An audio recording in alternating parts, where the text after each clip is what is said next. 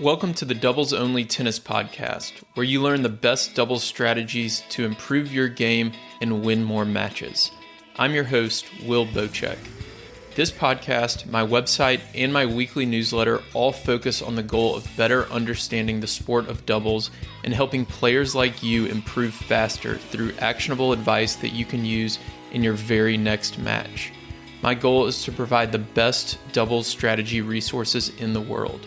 And to do that, I study, analyze, and work with players at every level of the game, all the way up to the ATP and WTA tours. If you enjoy this podcast, I've created doubles strategy products that go even deeper if you want to take your doubles knowledge to the next level. At the end of this episode, I'll explain more about them, or if you want to learn more now, go to thetennistribe.com/products. Here's today's episode. You're about to hear my conversation with Coach Craig Veal. This is a conversation that you're really going to benefit from, really anybody who listens to the podcast. So if you like to follow the Pro Tour, you're going to get a lot of Pro Tour insights. If you are a club level doubles player, you're going to learn a lot about strategy and some tactical advice. And if you're a coach, you're going to learn what it's like to coach on the WTA Tour. So Craig currently coaches 3 top 40 WTA doubles players. Desirae Krawczyk is number 14 in the world. Olivia Nicholls is number 32 in the world. And Teresa Mihalikova, Olivia's partner, is number 34 in the world. And as we had this conversation, Craig was in Paris and he was preparing his players to play against each other in the next round of the Paris 125K. So we talk a little bit about that. He shares his story with us. He talks about how he manages 3 different players on tour, especially since they're all very different. So Teresa and Olivia have played together all year, so he manages them as a team and then individually as players. And then he also works with Desirae, who's had 5 different partners this year. So it's a very different approach, and he talks a little bit about that during this conversation. We also discuss Olivia's improvement over the last several years, what club level players can kind of take away from that improvement and what has led to that. We talk about what makes Des so good at mixed doubles. We talk about how to play with new doubles partners. We talk about clay court double strategy and a lot more. So this is a fun conversation that you're really going to learn a lot from and get to know Craig as well. So without further delay, enjoy this conversation with Coach Craig Veal. Hey everybody, welcome to the show. Today we have Craig Veal on. Craig, welcome. Hey, nice to see you, Will. Thanks for coming on. So you've got, you're in Paris right now. You've got 3 players there. I want to get to the match tomorrow, which is a little bit strange. But first, I wanted to ask you, what is the strategy for you and Olivia and Teresa to avoid Shea and Ostapenko in the first round at Roland Garros? Yeah, I mean, I'm hoping that they're going to get seeded at French Open. So Okay. by doing that, hopefully avoiding them in the first round. But yeah, that's the objective anyway, because I feel like, between Olivia and Teresa, and then also Des, I think played against Ostapenko like 5, maybe even 6 times already this year. So it's felt pretty relentless. That's so tough. I feel like the odds of drawing them first round 3 times before like the end of May is, I mean, 1 in 1,000 maybe. I don't know. Yeah, That's so wild. Ostapenko's, I don't know, maybe the best, one of the top 2 doubles players in the world over the last couple of years. So it's like just such a tough matchup. So you're in Paris. You've got Olivia and Teresa playing, and tomorrow they're playing against the other player you coach, Des. What do you do in that situation?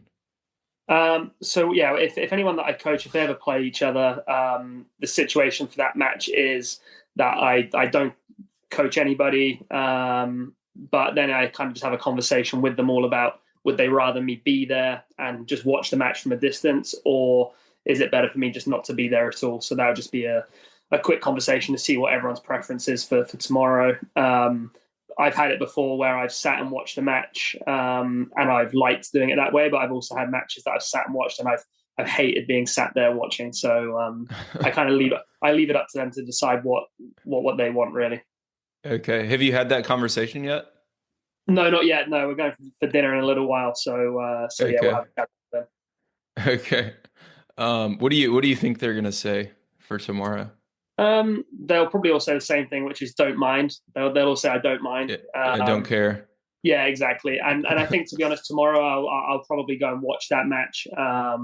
Yeah. Just because there's some things that I want to watch out for that everyone's been working on different bits. So I wouldn't mind seeing it because sometimes these 125Ks you can't get a recording of the match. So I would actually quite like to go and watch it. Okay. Is it a little bit like lower stress since it's a 125K versus maybe if they were playing each other in like the semis of a 1000 or something? Yeah, definitely. Yeah.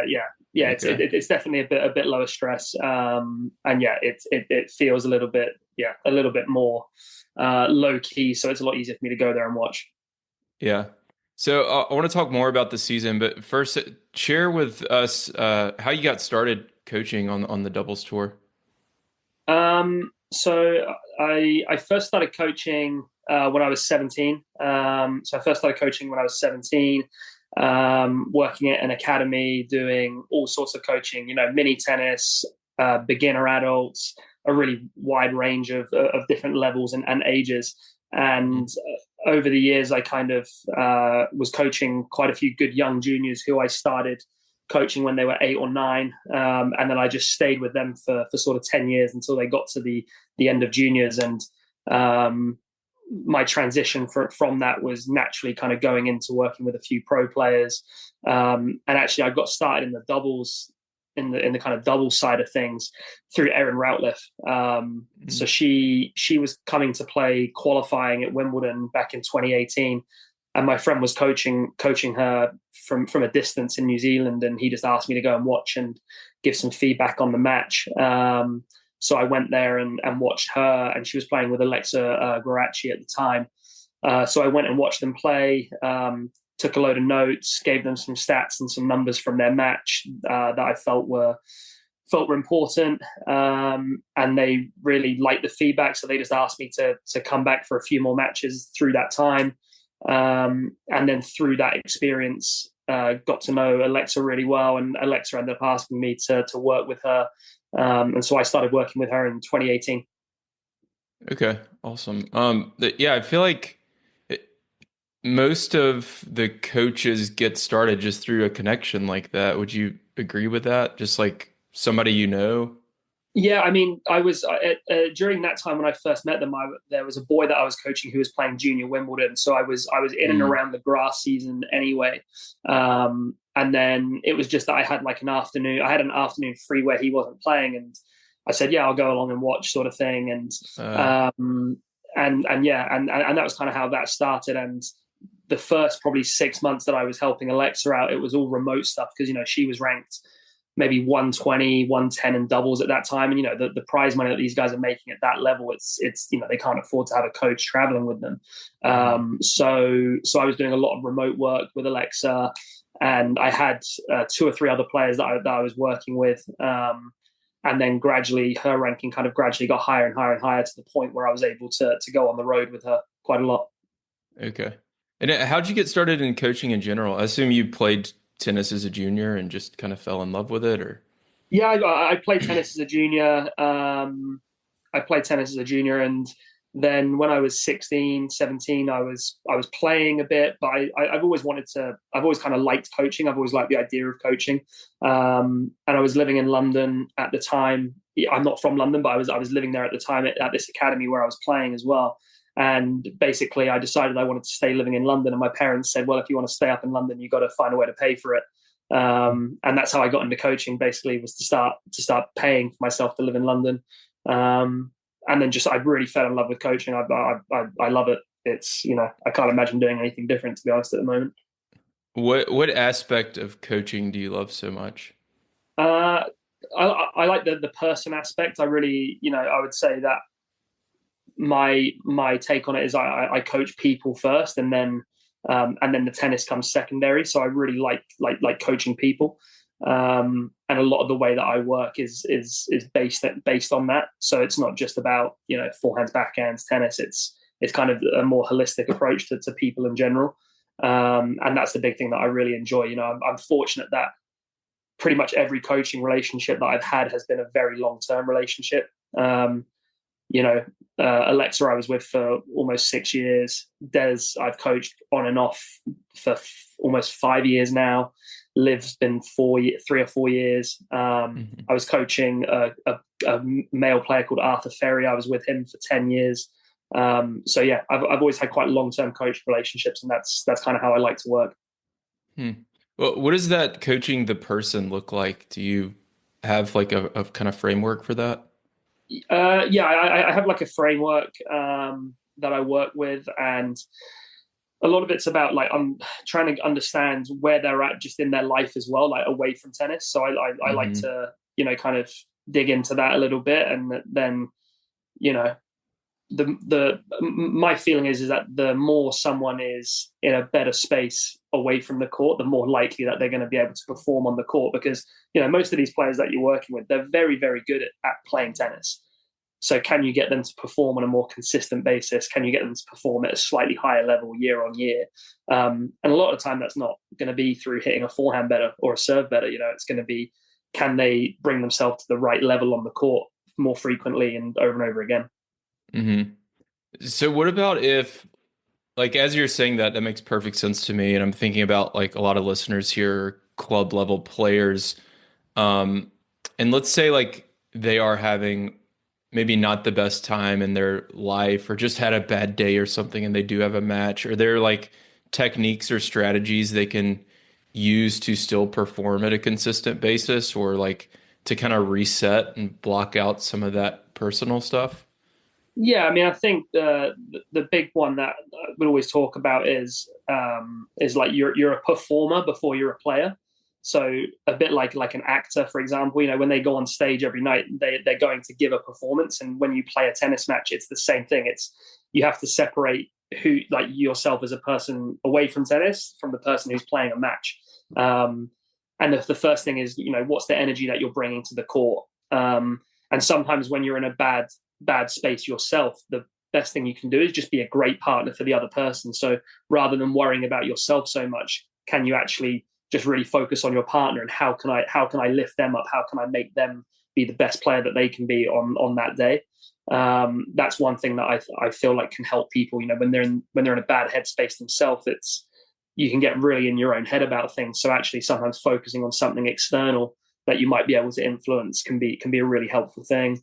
I also think, when you're in a match, the ability to know that you can be playing really badly, not playing fantastically well, but if you compete hard and you bring great energy, you can often get the ball rolling and get started to play better that way.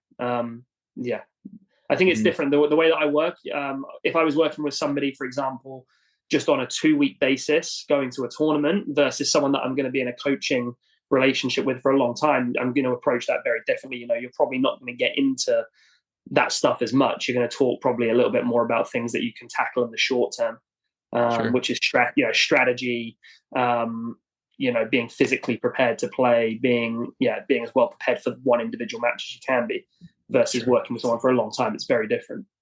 Yeah, that makes sense. Yeah, I like the advice of focusing on your partner too, and trying to lift them up. I think that makes a ton of sense. And yeah, like getting out of your own head, that seems like an optimal way to do it as a doubles Yeah. player.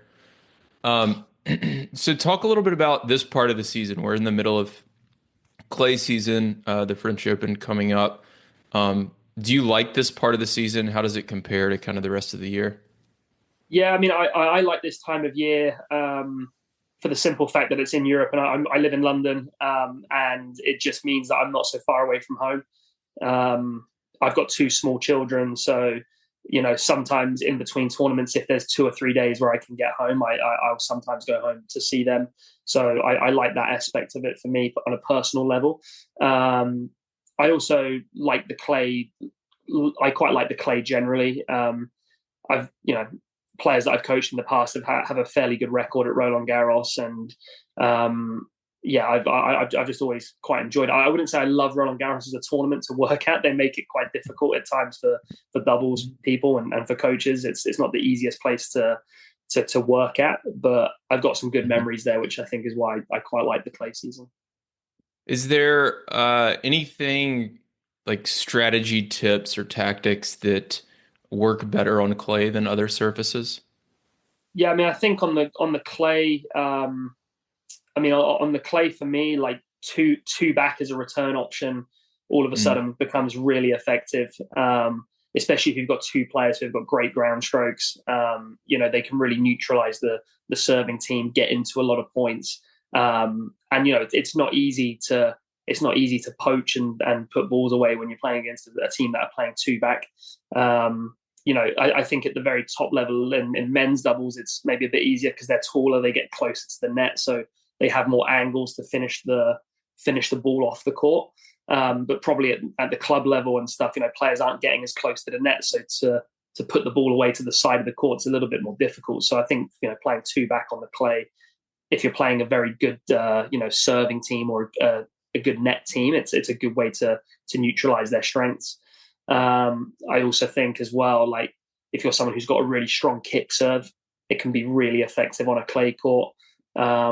Or if I'm a player who loves their forehand, it's great because on the juice court I can serve and get forehands easy, and on the ad court I can just stand over towards the alleys, put my serve in, and then go to work with my forehand. So I think that those are some of the benefits of the clay compared to the faster surfaces. How do you manage? So you've got Olivia and Teresa, which fortunately is the same team, and then Des, who's had I think 5 different partners this year. I was looking Yeah. earlier. I think I counted that right. How do you manage 3 players in each of these tournaments? What's kind of your process for that? So basically, it's fairly simple because a lot of the practices that I'll do with Liv and Teresa, we'll do as a team. Very rarely do we do as much like as many individual sessions. We do some, but it's more team based. And then with Des, I do a lot of individual sessions with her, and then she tries to find maybe another doubles player who's playing with a singles player. She'll try to link up with one of those to play practice points with. But I think the way that I would coach the team of Liv and Teresa versus Des is different because when it's Des playing with different partners, mixing around a lot differently, you have to really focus in on what are the elements that she can control from her side and how can she impact a match as much as possible as an individual. Whereas with Liv and Teresa, we talk a lot more about what can we do as a team to be effective together here. So the way that I work with them is different. That all 3 of them have different needs, but one of them is a team and the other one is an individual. So you have to manage that a little bit differently. What are some of the keys for you and Des if she's playing a tournament with a new partner? And let's say this week she's playing with Nicole Melchor Martinez, who's a good doubles player. But Yeah. let's say she's playing with more of a singles player who's not necessarily prioritizing doubles and doesn't have the kind of doubles mindset. What are some of the, I guess, questions you ask or conversations you have either with Des or with the partner? I mean, to be honest, there's quite a range of different partners in terms from the singles player point of view. Like some of them, are quite interested in, hearing about, right, what some strategies to try and use against these guys. Some of them just want to be left to just play. They just want to serve, return, hit the ball, and just play. Okay. And some of them are good enough to, and some of these players are good enough to do that because often their serve and return level is stronger than some of the doubles players. They just have bigger, better serves, and they can kind of put the return wherever they want. So it very much depends on which part on which of those types of players she's playing with. So with Des, we'll focus a lot more on what are the things that are within her control in a match and try to put as much of her focus there as possible. So that's been a big focus for her this year because last year she played with Caroline a lot, which was great. So we kind of got a bit of a team vibe going, which was really, really good. But then this year she's obviously played with multiple different partners, so that's been a little bit more difficult to get that same vibe. So we've had to focus a lot on what can she control, what can she take care of, what does her role look like depending on who she plays with, And yeah, that's kind of how I approach it with Des. Okay. So what about for like, let's say there's a club player listening and they're playing a Yeah, tournament next week and they're playing with a new partner. Maybe like two or three questions they should ask their new partner. Aside from like, do you play deuce or ad? yeah. Okay, so I think the first one would be the first one I would try and actually ask someone is, uh, how do you want me to be, like, as your partner? Like, if you're making mistakes, do you want me to like come in, like, say, don't worry, it's okay? Because some people love that, some people hate it, some people don't want to hear that from their partner. So the Yeah. first thing would be like, what type of energy do you want me to bring to the court? How do you want me to be? How do you want me to behave? And then the second thing would just be around whether they prefer to serve at the start of the match. Like, in that team, would they rather be the first person to serve? Because I think often people don't talk about that. They kind of just go on there, and then when they get to the court, they go, "Oh, well, I'll just serve first." When actually it could be one of them gets a little bit more nervous, and maybe they need to get into the match a little bit more before they can free up a little bit. So it might be that would probably be a very good question to ask. And then the last one would just be around overheads. How are we going to Mm. call overheads? Am I shouting me? Am I shouting you? Just so Mm. you're really clear on the communication of that, because I think that's pretty important as well. Yeah. Yeah. The communication is so key. And I love the first answer. You like rather leading with a strategy thing, it's more of like an emotional thing. And how can you get your partner to be the performer, right? And Yeah, to execute at a high level and to feel good about their game. Because you're right, like there are so many players who after they miss a bad shot, like they don't want their partner talking to them. But a lot of yeah, them need that support. And like you need yeah, to know that. Like that's really important. yeah. I think So I that love that you led with that. just going back on that, I think strategy is actually is often made out to be such a huge part of of success at a high level, but fundamentally, like, if I don't go on the court and perform, the strategy is redundant. Because if I'm if I'm going out there and I'm I've got a really clear game plan of what I want to do, but actually my attitude's not very good, I'm not bringing the right level of energy to the court, then it doesn't matter. So I always like to talk about that first. And whenever we do team talks or team chats before matches, the performer's always going to be the first thing we're going to try and talk about. Mm. Yeah. So I want to talk a little bit about Olivia's progress. So over the last few years, she's continued to, I guess, almost like cut her ranking in half every year, Mm-hmm. just about. What do you attribute that success to, that consistent success? Because it's easy to do that from one year to the next, but she's been able to do that several years in a row now. I mean, I think the first thing would be is that her her commitment to her own development is really good. Like I like she's her attitude toward her own development is fantastic. There's a very clear process always about matches. You plan the match, you play the match, you review the match every single time relentlessly. Like, it doesn't matter if it was good, if it was bad.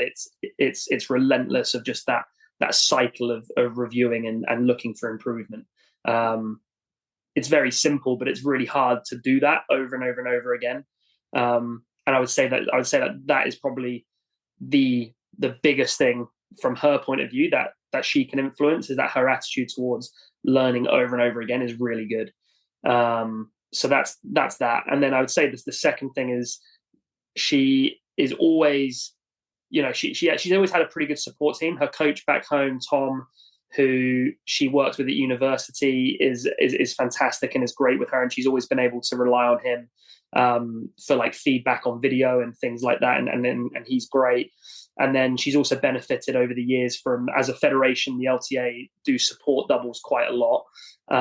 So the way that I first started working with Liv was through the federation. I do some consulting work for them. And so she's always, it's very rare for a doubles player of that ranking to have, I think, such a good level of support.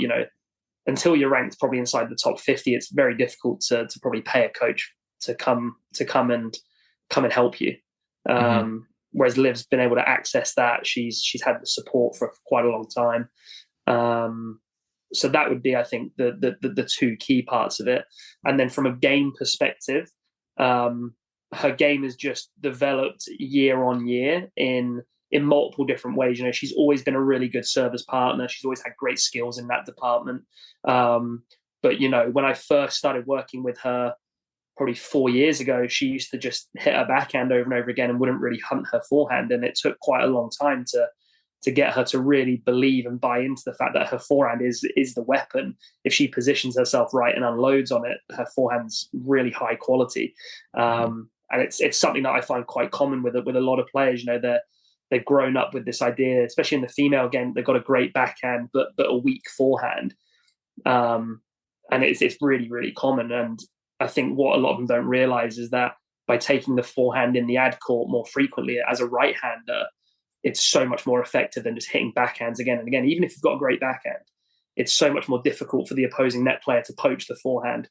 You can hold the shot a lot longer on a forehand than you can a backhand because the contact point's a little bit further back. You can shape the ball differently with a forehand than you can a backhand. There's so many benefits to doing it. And I would say that's one thing that she really bought into after a little bit of time. She bought into that and she's relentlessly improved that over and over again every year. Yeah, that's a huge takeaway that club players can do too. Like if you play in the ad court, and this is something I do, like run around your backhand. Yeah. When I'm that net player and I see the ad court player running around their backhand, like I like my knees kind of buckle. Like I don't know, I want to poach, but like I know they're hitting a forehand, which, like you said, has more pace, more shape. It's going to be a more difficult volley, and they can take it inside in. So it's like there's just a lot of benefits to that. It also involves less running. If I'm in the ad court and I go and stand in the alleys, like if I have my feet inside the alleys, right. I don't have to run. If a player hits a really good wide angle shot, I can just get there in one step.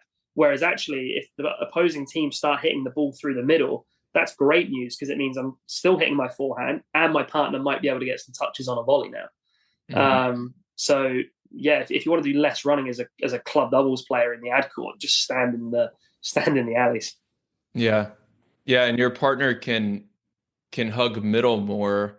Yeah, because if you're hitting a forehand, assuming you hit a quality forehand, that's going to be a very difficult ball for that other ad court player to redirect, right? Exactly. It's probably going to be heavy. It's going to have more pace. So that'll allow your partner to get more involved anyways. So tons of benefits. Why is what makes Des so good at mixed doubles? Well, she plays with British players all the time, so that definitely helps. No, I mean, I think Des is she's a really good partner for the guys because I think she's kind of got two personalities when she plays with them. Like there's the side that's like quite fun, quite relaxed and stuff like that, but she also will kind of give the guys some crap as well. Like if they're maybe not having the right energy or something, she'll often like say something to them because she's been playing with the same either Joe or Neil for quite a long time now, and I think the fact that they're really good friends. I'm really good friends with those guys as well. I think it just means that the team chemistry is generally always pretty good. And then from a game point of view, I think she's a great returner. She's got great returns. She can use the chip lob. She's got quite a lot of variation with her return when she's performing well. She can really mix her returns about well. And then also the other thing is that she, as a lefty, I feel like a lot of the guys struggle off of her lefty serve. She kind of, because it doesn't come through with the same kind of pace as some of the guys. I think her serve sometimes hitting the slower lefty serve. A lot of the men really struggle with it, and actually, it gives Neil a lot of time to fake and poach from the bounce to the other player making contact with the return. He can actually influence the returner quite a lot. So I think that's one of the reasons why she's had quite a bit of success. This might be a question I have to ask her, but do you have an example of her kind of giving her partner some crap and like? Yeah, I mean, I know with Joe at US, I mean, this is going back to 2021. I can't remember. I don't know if I remember the story well or not, but I know that there were times during those matches where she would like try and pull him up, sort of thing, and say, "Come on, Joe, Yeah. like, come Yeah. on, we got to lift it here a little bit." Yeah. But with Neil, sometimes she'll crack a joke. So sometimes if Neil's feeling a little bit tense on the bench or whatever, she'll crack a joke, and you'll see them laughing, and Okay. I'll know what that joke is already because she's already pre-planned it before the match. We'll talk about that before the match sometimes. What joke are you going to have lined up today just in case if you need it? So there's Can you share a joke with us, or are they a little bit not I mean, safe for no, public? no. I mean, the one that she used I think it was during their run to French final last year. I think the one that she used, it was maybe I can't remember if it was quarterfinal or semi-final match. But I think she said to him something like, "Oh, what's a pirate's favorite letter?" And he's gone R, and she's gone, "No, it's C."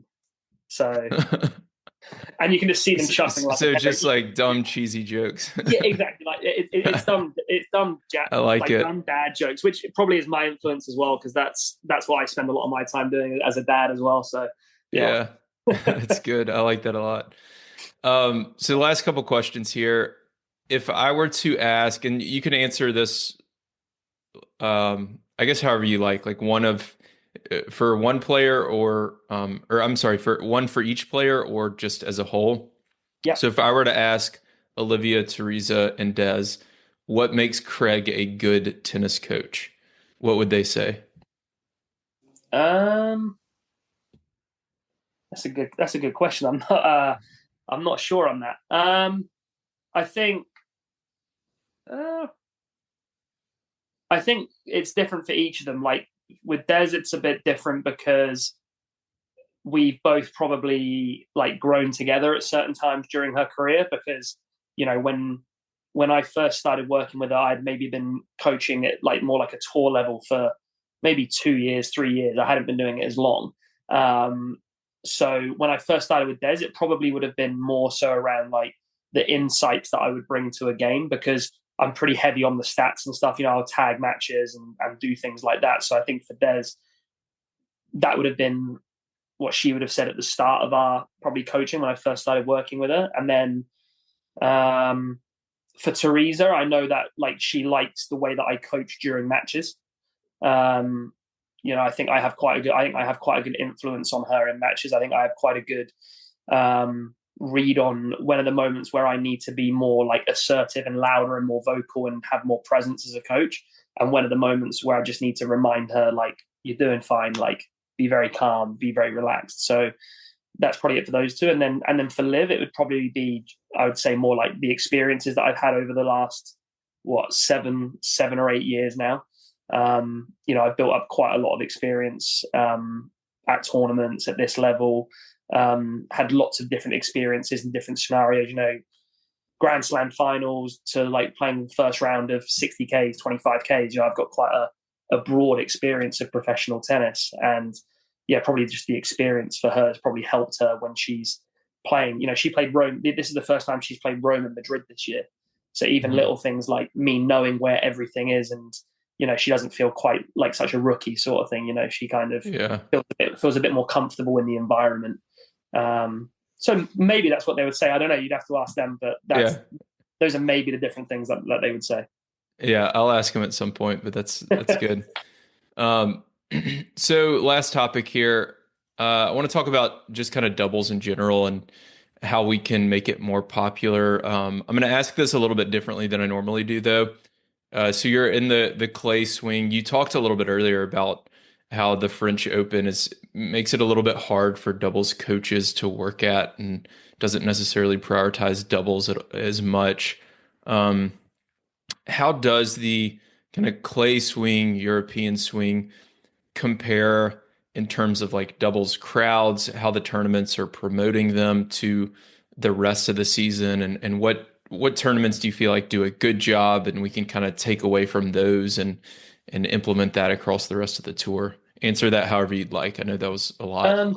No. I mean, I think one of the things that I feel. I mean, this is just from the WTA perspective, not so much maybe the men's perspective, but sure. Generally the tournaments that are well supported in singles are also well supported in doubles. Like, so when you go to obviously Indian Wells, Miami, especially Indian Wells, obviously that they watch a lot of doubles at Indian Wells. They really like it there, but it's generally very busy for singles and doubles at Indian Wells.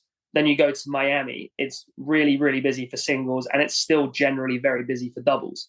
Now, I go to the Middle East in February, there's not really anybody watching singles or doubles at those tournaments. Like, it's not like it's not like you've got 10,000 people or 5,000 people on center court watching a women's singles match, and then only 3 people watching a doubles. You've not got many people watching singles or doubles when you go to the Middle East. Yeah. And then, on the clay swing, it's reasonably well supported. I don't feel that the doubles issue is so big on the women's side as it is on the men's side. I think on the men's side, it's a far bigger talking point than it is on the WTA tour. Because also on the WTA tour, you have a lot of the top singles players play doubles as well. So we don't have the same issues as the guys, but I feel like we're getting lumped in to the same conversations as the men, even though I don't feel that we have the same challenge. Steve Simon spoke to a group of coaches in Toronto last year, and their opinion was that they were actually very much happy with their doubles product. They didn't feel like they needed to change anything. They felt like everything was in a pretty good place. And actually, sometimes at those 1 week Masters events, or the ones that are a bit shorter, they don't want the top singles players playing doubles all the time because it messes with their scheduling. If they've got Coco Gauff during a 1 week Masters event playing singles and doubles, and she's winning matches in both of them, that's a nightmare for them because they want to put her in a night match. So, this whole narrative around more singles players playing, I don't think it's actually much of an issue on the female side. I think we have the balance. We have the balance pretty good. I don't feel like there's a massive difference in what's being watched. Of course, the very top players, Sabalenka, Coco, the top 5 to 10 players in the world, they're always going to draw massive crowds, but they're also going to draw massive crowds to their practice sessions as well.